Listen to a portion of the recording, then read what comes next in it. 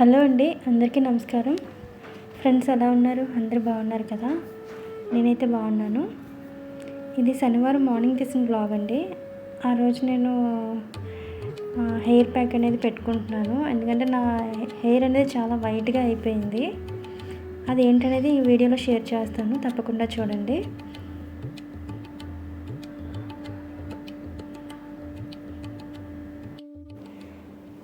Morning నేను బట్టలు washing పెట్టేసుకున్నాను. ఎందుకంటే సండే నేను గుడికి వెళ్తాను కాబట్టి ఇంకా ఆ రోజు నేను వర్క్స్ ఏమీ పెట్టుకోను. సండే మనకి నాన్ వెజ్ వండడం, ఇంట్లో వాళ్ళందరూ ఇంట్లో ఉంటాం కాబట్టి అందరం కలిసి కూర్చొని మాట్లాడుకోవడం, కలిసి టీవీ చూడడం ఇలాంటివి ఉంటాయి కాబట్టి ఆ రోజు ఓన్లీ వంటల వరకే పెడతాను. కానీ మిగతా పని చేయడానికి నాకు ఇష్టం ఉండదు.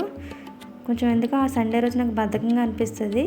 బయటికి వెళ్ళి రావడంలో వచ్చిన తర్వాత వంట కూడా కష్టంగానే చేస్తాను. ఎందుకంటే నాన్ వెజ్ కొంచెం బాగా వండుతాను కాబట్టి కొంచెం ఆ రోజు నా వంటల మీదే కొంచెం ఫోకస్ అనేది పెడతాను. ఇదిగోనండి నేను వాడేది హెయిర్ ప్యాక్ హెన్నా అండి. ఇది అనుష్ వాళ్ళది బ్లాక్ ఎక్స్పర్ట్ మాట. ఇది చాలా బాగా వర్క్ అయింది నాకైతే. నాకు చాలా భయం అండి ఏదైనా వాడాలంటే ఏమైనా స్కిన్ ఎలర్జీ కానీ ర్యాషెస్ లాగా వచ్చేస్తాయని భయపడతాను.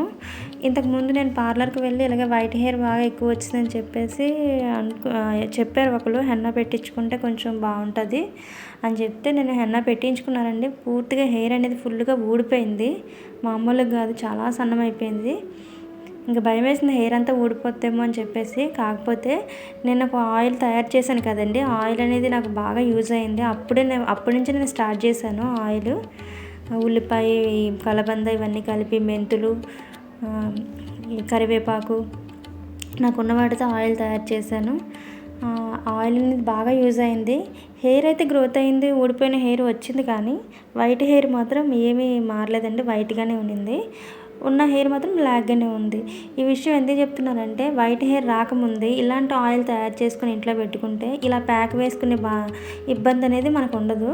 కాబట్టి ముందుగా మీరు అలాంటి వైట్ హెయిర్ రాని వాళ్ళు మాత్రం అలాంటి ఆయిల్ మాత్రం వాడండి.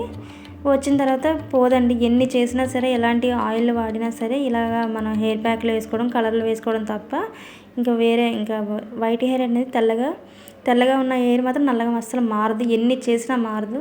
ఎందుకంటే నేను చేశాను అలాగా, కానీ ఏమీ మారలేదు. ఇది కొంచెం పర్వాలేదు. ఒక 10 days వరకు కొంచెం బాగానే ఆగుతుంది. తర్వాత మళ్ళీ నెమ్మదిగా వచ్చేస్తున్నప్పుడు మళ్ళీ ఈ ప్యాక్ వేసుకుంటున్నాను నేను.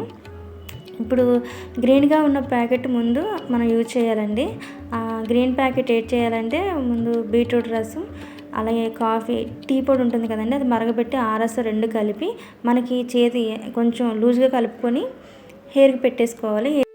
మనకి గ్లౌజెస్ కూడా ఇస్తారండి. అలాగే హెయిర్ క్యాప్ కూడా ఉంటుంది, షవర్ క్యాప్ అనుకుంటాను, అది ఉంటుంది. అది కూడా మనకు ఆ జుట్టు మెడ మీద ఏమి అంటుకోకుండా అలా పెట్టేసుకోవచ్చు. అది మీ ఇష్టం. కాకపోతే అది పెట్టుకోకపోతే హెయిర్ అనేది బేగా ఆరుతుంది.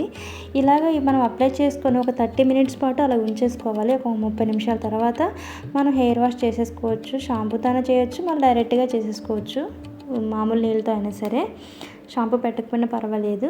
ఆ తర్వాత హెయిర్ బాగా ఎండిపోయిన తర్వాత ఆరబెట్టేసుకుంటాం కదా, ఆ నెక్స్ట్ డే నేను ఏం చేశానంటే ఇంకో బ్లాక్ కలర్ ప్యాకెట్ ఉంటుందండి. ఆ ప్యాకెట్ ఏమోని ఓన్లీ వేడి నీళ్ళతోని ఇప్పుడు నేను కలుపుతున్నానండి. ఆ ప్యాకెట్ మీకు చూపించాను. ఫస్ట్ది వీడియో తీయలేకపోయాను, మర్చిపోయి.